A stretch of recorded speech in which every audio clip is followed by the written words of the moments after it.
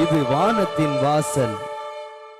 உங்கள் துக்கம் சந்தோஷமாய் மாறும், உங்கள் கவலைகள் கண்ணீர் எல்லாம் மறைந்து விடும். நன்றி டாடி, நன்றிப்பா.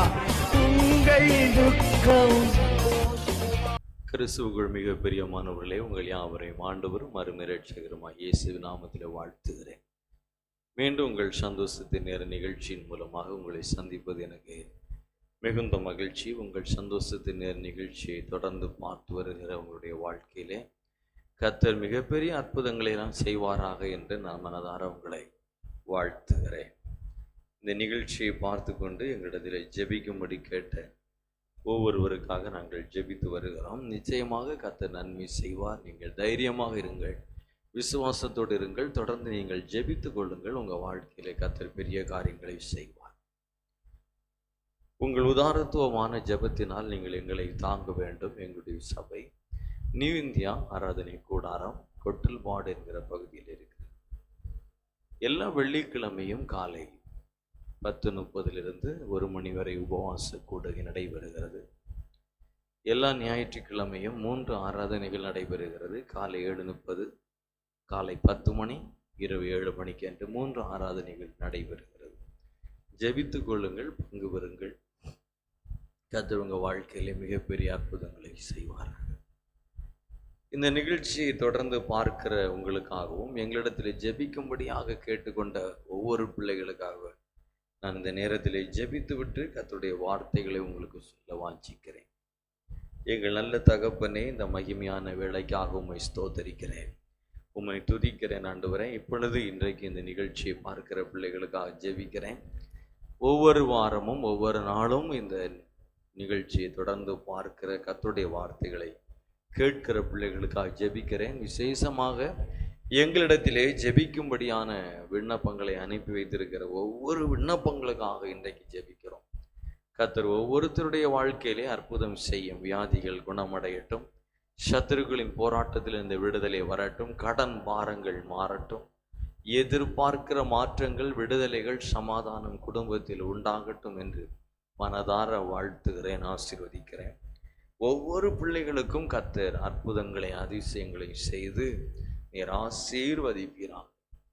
உம்முடைய கிருபை உள்ள கரத்திலே முழுமையாக ஒப்பு கொடுத்து ஜெபிக்கிறேன், இயேசுவின் நாமத்தில் பிதாவே, ஆமென். இன்றைக்கு நாம் கர்த்தருடைய வார்த்தைகளை தியானிக்க போகிறோம். உங்களுக்கு கொண்டு வந்திருக்கிற செய்தி தகுதி இல்லாதவர்களுக்கு கிடைக்கிற ஆசீர்வாதம். தகுதி இல்லாதவர்களுக்கு கிடைக்கிற ஆசீர்வாதம். அநேக நேரங்களிலே நம்முடைய இருதயத்தில் வரக்கூடிய ஒரு எண்ணம், நான் தகுதி இல்லை, இந்த காரியத்தை செய்வதற்கு நான் தகுதி இல்லை, இந்த ஆசீர்வாதத்திற்கு நான் தகுதி இல்லை, இந்த நன்மைக்கு நான் தகுதி இல்லாதவன் என்கிற எண்ணம் அநேக நேரங்களில் நம்முடைய இருதயங்களில் வருவது உண்டு. நம்மை நாமே ஒரு தகுதி அற்றவர்களாக அல்லது பாவிகளாக அதிகமாக பார்த்து பழகிவிட்டோம். ஆனால் தேவன் நம்மை அப்படி பார்க்கவில்லை. தேவனுடைய பார்வையிலே நாம் விலையேற பெற்றவர்களாகவும் விசேஷமானவர்களாகவே இருக்கிறோம். பரிசுத்த லூக்கா எழுதின சுவிசேஷ புஸ்தகம் 15வது அதிகாரத்திலே 18வது வசனத்திலே பாருங்கள். இளைய மகன் அவன் ஒரு தீர்மானம் பண்ணுகிறான். நான் எழுந்து என் தகப்பனிடத்திற்கு போய், தகப்பனே, பரத்துக்கு விரோதமாகவும் உமக்கு முன்பதாகவும் பாவம் செய்தேன். இனி உம்முடைய குமாரன் என்று சொல்லப்படுவதற்கு நான் பாத்திரன் அல்ல. உம்முடைய கூலிக்காரில் ஒருவனாக என்னை வைத்துக் கொள்ளும் என்பேன் என்று அவன் மனதிலே அவன் சொல்லிக்கொண்டு, மனதிலே தீர்மானித்துக் கொண்டு எழுந்து புறப்படுகிறான். அப்பாவிடத்தில் புறப்படுகிறான். இந்த மகனுடன் பாருங்கள், ஒரு நாள் சில நாட்களுக்கு முன்பதாக தகப்பனிடத்திலே வந்து, ஆஸ்தியில் என்னுடைய பங்கை பிரித்து கொடுங்கள் என்று பங்கை கட்டாயப்படுத்தி பிரித்து வாங்கி கொண்டு தூர தேசத்திலே போய் அங்கே விபச்சாரம் பண்ணி, வேசித்தனம் பண்ணி, குடித்து வெறித்து தன்னுடைய ஆஸ்தி முழுவதையும் அழித்து விடுகிறான். தன்னுடைய எல்லாவற்றையும் அழித்து விட்டு வேலை தேடி அலைகிறான். பன்றி மேய்க்கிற வேலை கிடைக்கிறது. அங்கே பசி, ஒருவேளை உணவுக்கு வழி இல்லாமல் பட்டினியிலும் பசியிலும் வாடி மிகப்பெரிய வறுமையிலும் வறட்சிக்குள்ளாகி அந்த பன்றிகள் சாப்பிடுகிற தவிட்டினால் தன் வயிற்றை நிரப்ப ஆசைப்பட்டு அதை கண்டுபிடித்து அவனை விரட்டி அடிக்கிறார்கள். இப்ப பாருங்க, அவன் வாழவே வழி இல்லாதவனாக,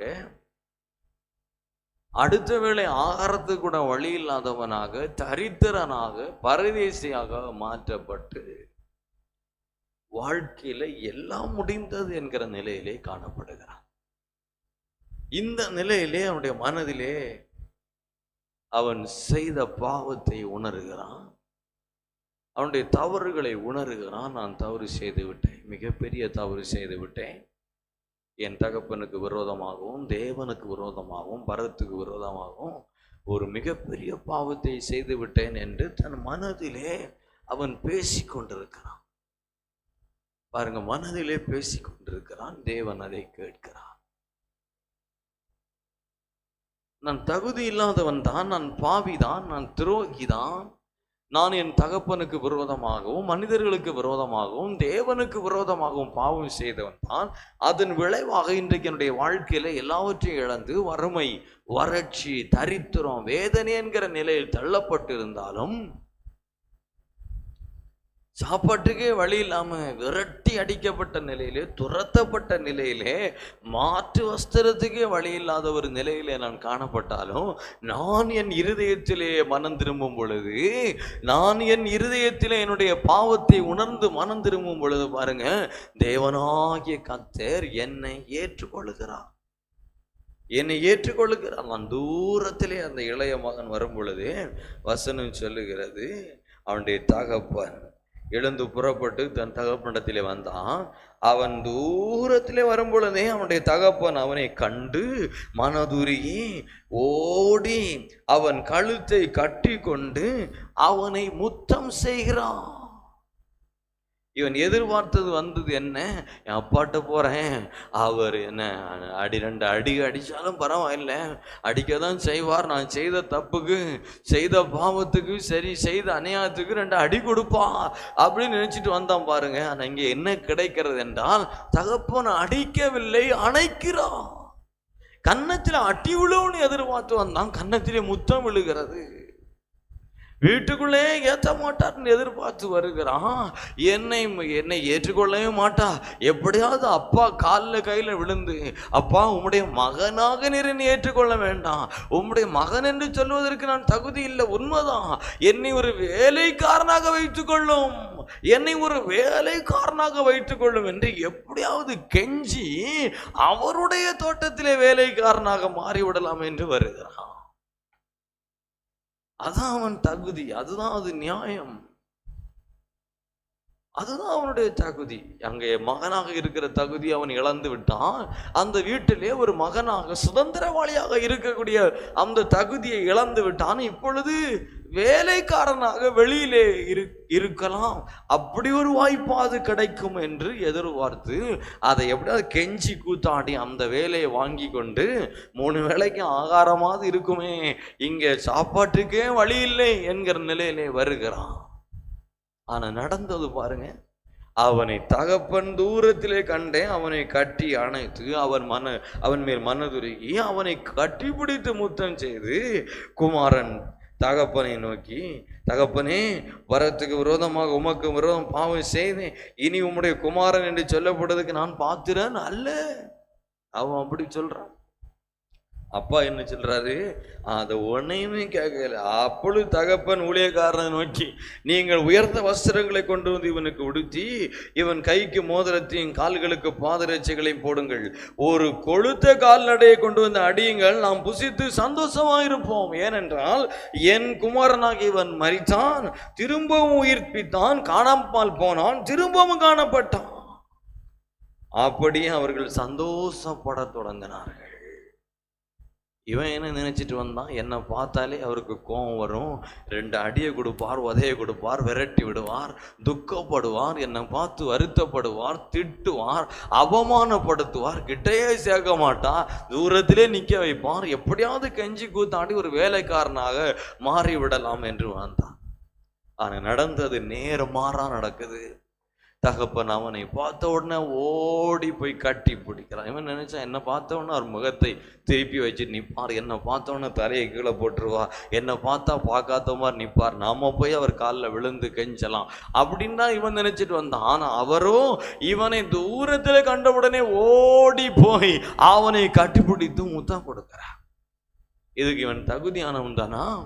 இந்த அரவணைப்புக்கும், இந்த அன்புக்கும், இந்த பாசத்துக்கும், இப்படிப்பட்டதான காரியத்துக்கும் இந்த இளைய மகன் தகுதியானவன் தானா என்று பார்த்தா, உலக பிரகாரமான பார்வையிலே இவன் தகுதியானவன் அல்ல, இவனுக்கு அந்த தகுதி இல்லை. ஆனால் தேவனுடைய பார்வை வித்தியாசமானது. நான் ஒரு பாவம் செய்யும் பொழுது, ஒரு தவறு செய்யும் பொழுது, நான் என்னை எப்படி பார்க்கிறேன் என்றால், என்னை ஒரு பாவியாக, என்னை ஒரு துரோகியாக பார்க்கிறேன். நான் மனம் திரும்பினாலும், நான் என் பாவங்களை அறிக்கையிட்டாலும், நான் செய்த தவறை உணர்ந்து கொண்டு ஆண்டவரிடத்தில் அதை அறிக்கையிட்டு மனம் திரும்பினாலும் என்னை மன்னிக்க என்னுடைய மனம் முன் வரவில்லை. நான் ஒரு நபருக்கு விரோதமாக ஒரு வார்த்தையை பேசினேன், அவரே என்னை மன்னித்தா கூட எனக்கும் மன்னிக்க முடியவில்லை. நான் என் பாவத்தை தேவ சமூகத்தில் அறிக்கையிட்டேன், என் தேவனே என்னுடைய பாவத்தை மன்னித்தா கூட அநேக நேரங்களில் என் மனசாட்சி என்னை வாதிக்கிறது, என்னுடைய மனசாட்சி என்னை குத்துகிறது, என்னுடைய மனசாட்சி என்னை காயப்படுத்துகிறது, என்னுடைய மனசாட்சி என்னை குற்றவாளியாகவே தீர்க்கிறது, என்னுடைய மனசாட்சி என்னை ஏற்றுக்கொள்ளவில்லை. இதனாலே ஒரு தாழ்வு மனப்பான்மையோடு நம்முடைய வாழ்க்கை போகிறது. எப்பொழுது நான் என்ன நினைச்சிட்டு இருக்கேன்னா, நான் பாவி, என்னை கர்த்தர் ஏற்றுக்கொள்ள மாட்டார், என்னை கர்த்தர் அங்கீகரிக்க மாட்டார், என் ஜெபத்தை கேட்க மாட்டார், நான் துதிப்பது அவருக்கு பிடிக்காது, நான் ஆராதிப்பது அவருக்கு அருவருப்பாக இருக்கும், நான் அவருடைய ஆலயத்திலே போவதை அவர் விரும்பவில்லை, நான் அவருடைய ஊழியத்தை செய்வதை அவர் விரும்பவில்லை, என்னை அவர் ஏற்றுக்கொள்ளவே மாட்டார் என்பதாக நாம் அநேக நேரங்களிலே நினைக்கிறோம். முற்றிலும் தவறு. என் அன்பு சகோதரா, என் அன்பு சகோதரி, உன்னுடைய வாழ்க்கையிலே நீ ஒரு பாவி என்கிற ஒரு குற்ற உணர்வோடு இன்றைக்கு இருப்பாய் என்றால், என் அன்பு சகோதரி, நீ என்றைக்கோ செய்த ஒரு தவறு உன் இருதயத்தை குத்தி கிழித்து உன்னை பாவி என்றும் நான் தகுதி இல்லை என்கிற எண்ணத்தோடு நீ இருப்பாய் என்றால், இன்றைக்கு கர்த்தரோடு கூட பேசுகிறான். நீ உன்னை பார்க்கிற விதமாய் தேவன் உன்னை பார்க்கவில்லை. என் அன்பு சகோதரா, நீங்கள் உங்களை பார்க்கும் விதமாய் தேவன் உங்களை பார்க்கவில்லை. எப்பொழுது உங்கள் இருதயம் உணர்த்தப்பட்டதோ, நீங்கள் செய்தது தவறு என்று உணர்ந்தீர்களோ, உங்கள் பாவத்தை உணர்ந்து அறிக்கையிட்டீர்களோ, அப்பொழுதே கர்த்தர் உங்களை நேசித்து உங்களை கட்டி அணைத்து உங்களை முத்தமிட அவர் ஆயத்தமாக இருக்கிறார். நீங்கள் எழுந்து தேவனிடத்திலே வாருங்கள், தேவனிடத்திலே விட்டு தூரமாய் போகாதிருங்கள். ஒரு ஆதாம் தவறு செய்தான், பாவம் செய்த உடனே தேவனை விட்டு விலகி ஓடினான், தேவ சமூகத்தை விட்டு விலகி ஓடினான். அவன் எடுத்த ஒரு தவறான தீர்மானம் அது. ஏனென்றால், நான் பாவியான ஒரு மனுஷன், என்னை தேவன் ஏற்றுக்கொள்ள மாட்டார் என்பதான் என்னுடைய எண்ணம். நான் பாவிதான், தேவன் பாவத்தை ஏற்றுக்கொள்ளுகிறவர் அல்ல, தேவன் பாவத்தை வெறுக்கிறார். ஆனால் பாவம் செய்த மனிதனாக என்னை அவர் வெறுப்பதே இல்லை. என்னிடத்தில் உள்ள பாவத்தை தேவன் வெறுக்கிறார். பாவத்தை அவர் நேசிக்கவில்லை, ஆனால் என்னை நேசிக்கிறார். பாவியை நேசிக்கிற ஒரே ஆண்டவர் இயேசு கிறிஸ்து. நான் எப்பொழுது என் பாவத்தை உணர்கிறேனோ, நான் பாவம் செய்தேன் என்று உணர்த்தப்படுகிறேன், ஐயோ நான் செய்தது தப்பு என்று என் மனம் என்னை சொல்லுமானால், ஐயோ நான் தவறு செய்து விட்டேன் என்று நான் ஒப்புக்கொள்வேன் என்றால், என் பாவங்களை அறிக்கையிடுவேன் என்றால், வேதம் சொல்லுகிறது 1 யோவான் 1:7-8-9 இயேசு கிறிஸ்துவின் இரத்தம் சகல பாவங்களை நீக்கி சுத்திகரிக்கும். எப்பொழுது நான் என் பாவங்களை அறிக்கையிட்டால், எல்லா நியாயத்துக்கு நீங்களாக்கி என்னை சுத்திகரிப்பதற்கு அவர் உண்மையும் நீதியும் உள்ளவராக இருக்கிறார். என்னிடத்திலே பாவம் இல்லை என்று நான் என்னை வஞ்சிக்கிறேன். ஆனால் நான் பாவி என்று உணர்வேன் என்றால் நான் என்னை வஞ்சிக்கவில்லை. நான் தவறு செய்தேன் என்று உணர்த்தப்படுவேன் என்றால், என் பாவங்களை அறிக்கையிடுவேன் என்றால், உடனே அவருடைய இரத்தம் என்னுடைய சகல பாவங்களை நீக்கி விடுகிறது. நான் சுத்தமாகி விடுகிறேன். அதன் பிறகு நான் தகுதி அற்றவனாக தேவன் என்னை பார்ப்பதே இல்லை. தேவன் என்னை எப்படி பார்க்கிறார்? அவருடைய இரத்தத்தினால் கழுவப்பட்டவனாக பார்க்கிறார். தேவனுடைய சாயலாக மாற்றப்பட்டவனாக பார்க்கிறார். நான் பிதாவுக்கு முன்பதாக நிற்கும் பொழுது, தேவனுக்கு முன்பதாக நிற்கும் பொழுது அவர் என்னை எப்படி பார்க்கிறார் என்றால் தம்முடைய குமாரனின் சாயலிலே பார்க்கிறார். ஏனென்றால் நான் கிறிஸ்துவை தரித்திருக்கிறேன். நான் பாவியான மனுஷன், அவருடைய இரத்தத்தினால் கழுவப்பட்டிருக்கிறேன். அவருடைய இரத்தம் என்னை மூடி இருக்கிறது. என்னுடைய நீதி அழுக்காக இருந்தாலும், நான் நிர்வாணியாக இருந்தாலும் அவருடைய வஸ்திரத்தை எனக்கு கொடுத்திருக்கிறார். அவருடைய நீதி எனக்கு கொடுத்திருக்கிறார். என்னுடைய பாவத்தை அவர் எடுத்துக்கொண்டு விட்டு அவருடைய நீதியை, அவருடைய பரிசுத்தத்தை எனக்கு கொடுத்தபடியால் என்னை பார்க்கும் பொழுது எப்படி இருக்கிறது என்றால் இயேசுவை பார்ப்பது போல இருக்கிறது. ஒரு ரட்சிக்கப்பட்ட, மனம் திரும்பின, பாவத்தை அறிக்கையிட்ட, அவன் உணர்த்தப்பட்ட ஒரு மனுஷன் எப்படி இருக்கிறான் என்றால் தேவனுடைய பார்வையில் அவருடைய ஒரே பேரான குமாரனின் சாயலுக்கு ஒப்பாக இருக்கிறான். நான் எப்போ என் பாவத்தை அறிக்கையிட்டேனோ அப்பொழுது கிறிஸ்துவின் சாயல் என்னில் உண்டாகிறது. நான் தகுதி உள்ளவனாக மாறிவிடுகிறேன். அதனால இளைய மகன் மனம் திரும்பி தன் தவற உணர்ந்து ஓடி வரும் பொழுது தகப்பன் தூரத்திலே கண்டு அவனை கட்டி அணைத்து முத்தமிட்டு அவனுக்கு பாருங்க, அவனுக்கு புது வஸ்திரம் கொடுத்து மோதிரத்தை அணைத்து அவனுக்கு பாதரட்சைகளை போட்டு அவனை ஏற்றுக்கொண்டான். ஒருபோதும் அவனுடைய வாழ்க்கையில தவறாக நினைக்காதீர்கள். நான் பாவி, நான் தகுதி இல்லை, ஆண்டவரை நிப்புறக்கணித்து விட்டார். நீங்கள் தவறு செய்ததை உணர்ந்தால் உங்கள் பாவங்களை அறிக்கையிடுங்கள். அந்த பாவத்தை விட்டு மனம் திரும்புங்கள். இனி அது வேண்டாம் என்று தீர்மானியுங்கள். தேவன் உங்களை ஏற்றுக்கொண்டார். விபச்சாரத்தில் கையும் மையமாய் இப்படிப்பட்ட ஒரு சகோதரியை இயேசுவிடத்தில் கொண்டு வருகிறார்கள். மோசே இவர்களை கல்லெறிந்து கொல்ல வேண்டும் என்று சொல்லியிருக்கிறார். நீர் என்ன சொல்லுகிறீர்? இயேசு சொன்னார், உங்களில் பாவம் இல்லாதவன் முதலில் கல் எறியுங்கள். ஒருவனும் எரியலை, எல்லாம் போயிட்டான். இயேசு அங்கே தான் இருந்தார், அவரிடத்தில் பாவம் இல்லை.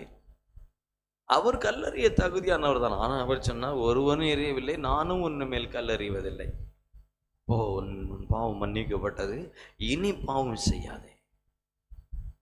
நான் எவ்வளோ பெரிய பாவத்தோடு தேவனிடத்திலே வந்தாலும் ஆண்டவர் எனக்கு சொல்வது, உன்னை நான் மன்னிக்கிறேன், இனி பாவம் செய்யாதே என்பதுதான்.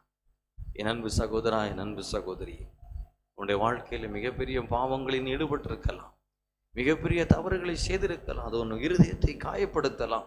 உன்னை ஒரு குற்றவாளியாக உன் மனது சொல்லலாம். ஒரு குற்ற மனசாட்சியோடு நீங்கள் காணப்படலாம். இன்றைக்கு நீங்கள் உணர்ந்து கொள்ளுங்கள், இயேசு உங்களை மன்னித்து விட்டார். நீங்கள் பாவி அல்ல. அவர் உங்களை ஒரு குற்றவாளியாகவோ, ஒரு பாவியாகவோ, துரோகியாகவோ தேவன் உங்களை பார்ப்பதே இல்லை. மனம் திரும்பின உங்களை அவர் தம்முடைய குமாரனின் சாயலிலே பார்க்கிறார். அவருடைய இரத்தத்தினால் மீட்கப்பட்டவர்களாகவே பார்க்கிறார். அவருடைய பிள்ளையாகவே உங்களை பார்க்கிறார். உங்களை அதிகமாய் நேசிக்கிறார். உலக மனுஷன் உங்களை எப்படி பார்க்கிறார் என்பது முக்கியம் அல்ல. இளைய மகன் வீட்டுக்கு வருகிறான். மூத்த மகன் பாருங்கள், இந்த செய்தியை கேள்விப்பட்டு தன் சகோதரனை என்ன சொல்லுகிறான்? அவனே ஒரு பாவி, விபச்சாரம் பண்ணினவன், ஆஸ்தி அழித்தவன், ஊதாரி.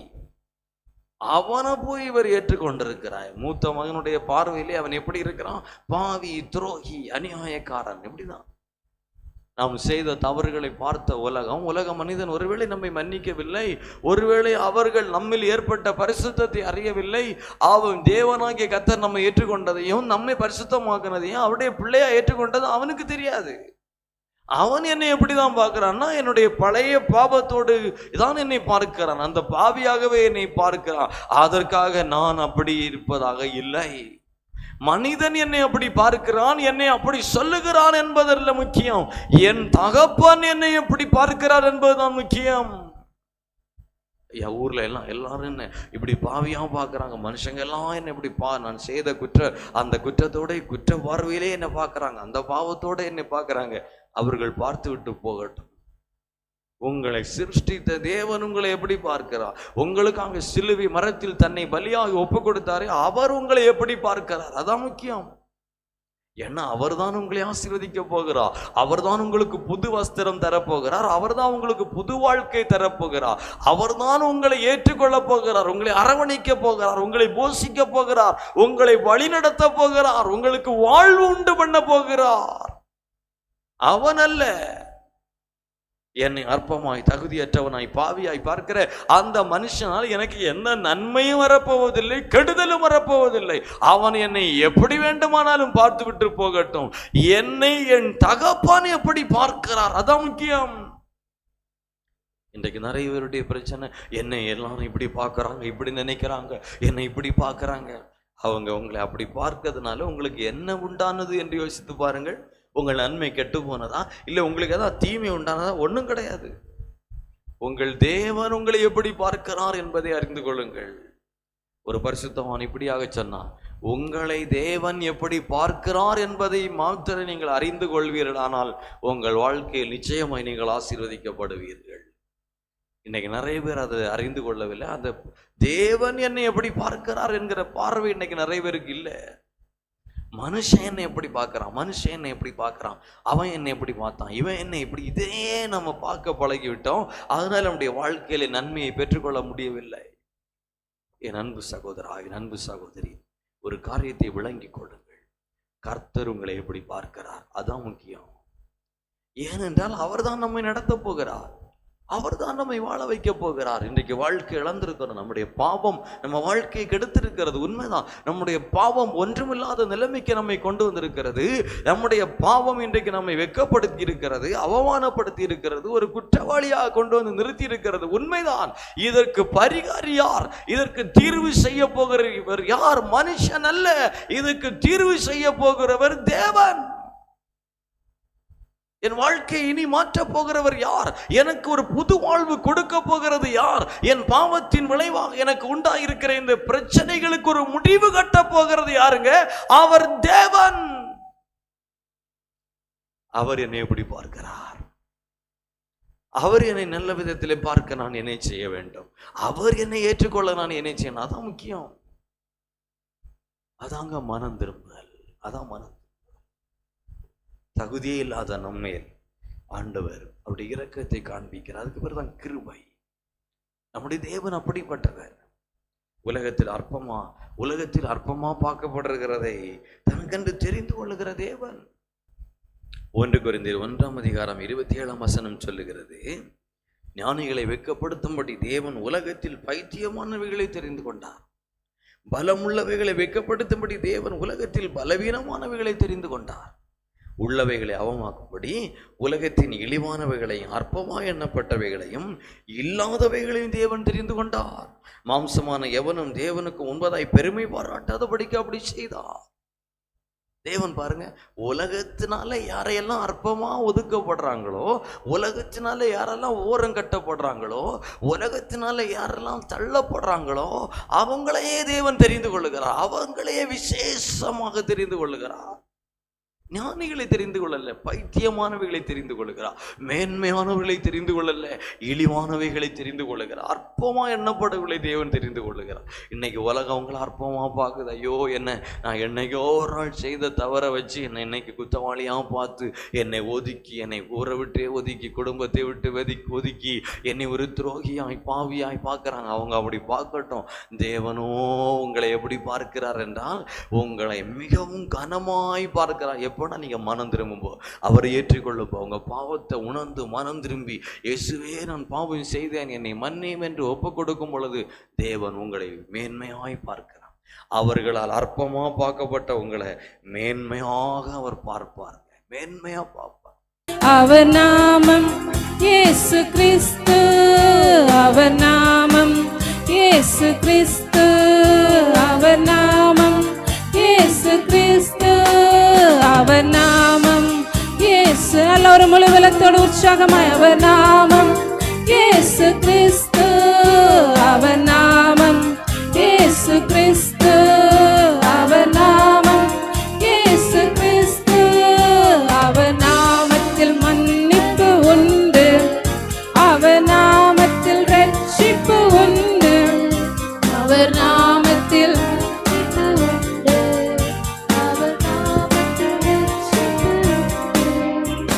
ரட்சிக்கப்படுவதற்கென்று வேறே நாமம் நமக்கில்லை. நல்ல கரங்களை தட்டி, நாம் ரட்சிக்கப்படுவதற்கென்று வேறே நாமம் நமக்கில்லையே. அவர் நாமம் அவர் நாமம் இயேசு கிறிஸ்துவின் நடுவே அவர் நாமத்தை உயர்த்தும். ஓ அவர் நாமம் இயேசு கிறிஸ்து, அவர் நாமத்தில் பேய்கள் ஓடும், எல்லா செய்வினை கட்டுகள் முறியும். அவர் நாமத்தில் பேய்கள் ஓடும், எல்லா செய்வினை கட்டுகள் முறியும். நாம் விடுதலை அடைவதற்கென்று வேறே நாமம் நமக்கில்லையே. நாம் விடுதலை உணர்ந்தவர்களாக ஆமீன். வேறு நாமம்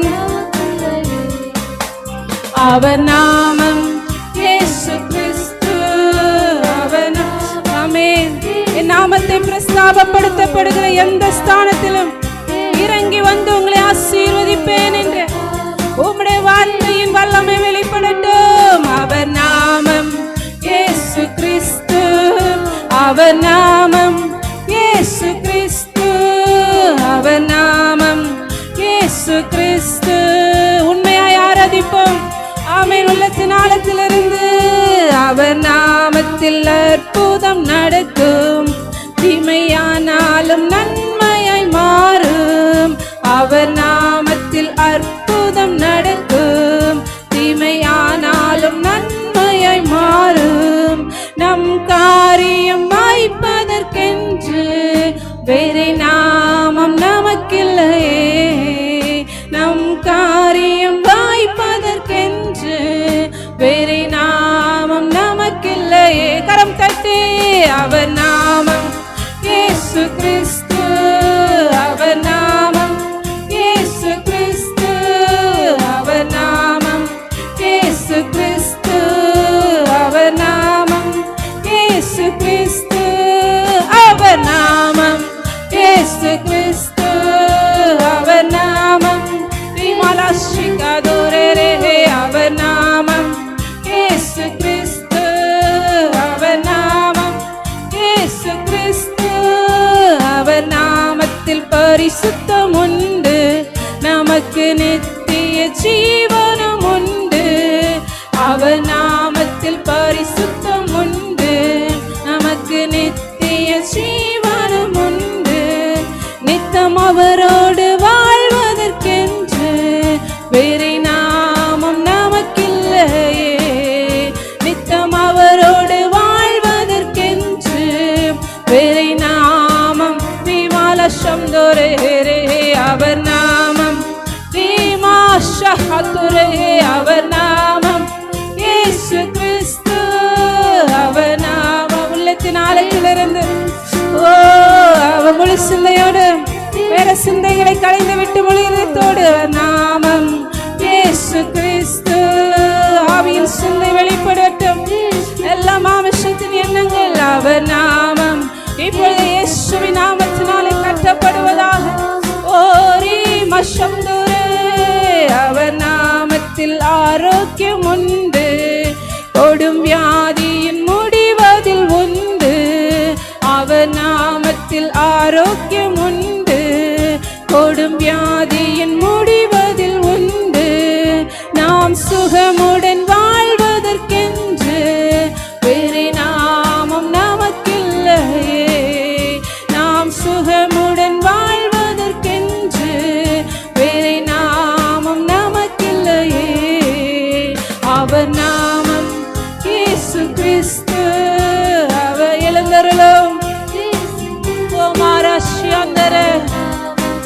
இயேசு கிறிஸ்து, அவர் நாமம் இயேசு கிறிஸ்து, அவர் நாமத்தில் வாசல்கள் திறக்கும், பெரும் பர்வதம் மெழுகு போல் உருகும். அவர் நாமத்தில் வாசல்கள் திறக்கும், பெரும் பர்வதம் மெழுகு போல் உருகும். நாம் முன்னேறி செல்வதற்கென்று வேறே நாமம் நமக்கில்லையே. நாம் முன்னேறி செல்வதற்கென்று வேறே நாமம் நமக்கில்லையே. அவர் நாமம் இயேசு கிறிஸ்து, அவர் நாமம். நன்றி அப்பா. அவர் நாமம் இயேசு,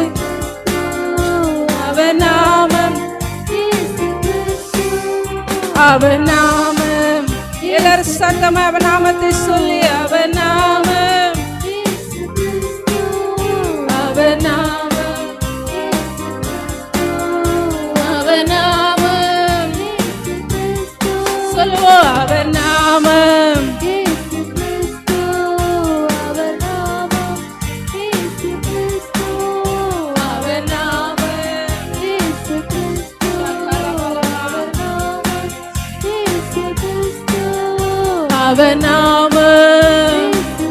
நாமத்தை உயர்த்துகிறோம், பிரஸ்தாபப்படுத்துகிறோம். எழுந்தருளும் அவர் நாமம். நீ நல்லவர், 10,000ங்களிலும் சிறந்தவர். ஓ அவர் நாமம். தாயை போல அரவணைக்கிறவரே, தகப்பனை போல தூக்கி சுமக்கிறவரே, அவர் நாமம். உம்மாலன்று எங்களுக்கு மீட்பில்லை, உம்மாலன்று எங்களுக்கு விடுதலை இல்லை. அவர் நாமம் இயேசு கிறிஸ்து. எழுந்தருளும் தேவரில் எழுந்தருளி சீயோனுக்கு இறங்குவீர். அவர் நாமம். அதற்கு தயை செய்யும் காலமும் குறித்த நேரமும் வந்தது. நீர் எழுந்தருளும் பொழுது சத்துருக்கள் தங்களுக்குள்ளே வெட்டுண்டு விழுவார்களாக. எல்லா எதிராளுடைய ஆயுதங்கள் நிர்மூலமாவதாக. ஓ ஒரு வழியாய் வருகிறவன் 7 வழியாய் சிதறுண்டு நல்ல ஆவிலே ஆனல் கொண்டவர்களாக ஒரு வஷக்கலரம் துரைக்கரேலே ரீகலவர ஷமரவரவலம் ரீமலக்கிமர துரிகலரஹந்தரகலபா விதரகமலா. தேசாதிபதி ஆளுகைகள் இப்பொழுதே இயேசுவின் நாமத்தினாலே நிர்மூலமாவதாக. இந்த பட்டணத்திலே ஆளுகை செய்கிற எல்லா எல்லா பார்வோனின் வல்லமைகள் இப்பொழுதே அந்தகாரத்தின் இருள் இயேசுவின் நாமத்தினாலே துரத்தப்படுவதாக.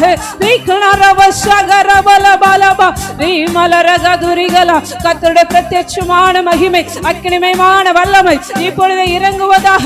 பரலோகத்தின் பலகடிகள் திறப்பீராக, எங்களுக்காக வானத்தை திறப்பீராக. நன்றி ராஜா.